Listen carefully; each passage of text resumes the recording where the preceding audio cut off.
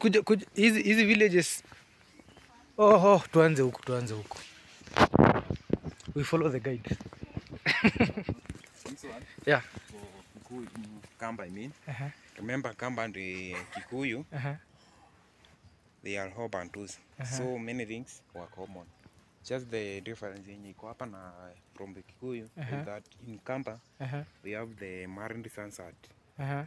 For instance, tuseme hii familia iko na vijana kaa 10 na watano ndio wameoa, watano wengine hawajaoa. Hao watano wenye wameoa walikuwa nakaa pamoja, wenye hawajaoa pamoja. So for instance, hiyo ndio iko nyumba ya married sons.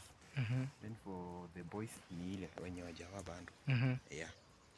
Then remember the main activity of Kamba was here long distance renders. So though hata kama walikuwa wanafanya farming ile tu kidogo That why unapata granary haiko nje. Walikuwa wanatengeneza granary yao ndani. Yeah, but hapa tujajenga. So walikuwa wanatengeneza ndani ya nyumba. Okay. Yeah. Hiyo do you know ya Makamba, but hiyo nimelearn for the first time ya granary. Granary yao mostly wako wanatengeneza nje. Wakaweka huko ndani. Si nyumbani kwa Makamba wako wanafanya farming sana. Yeah, sure.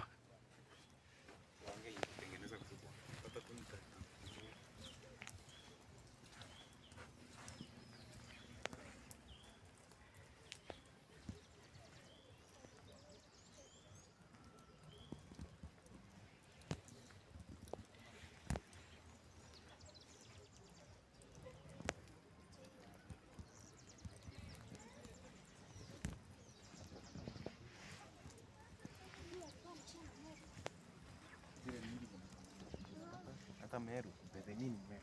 So unapata Meru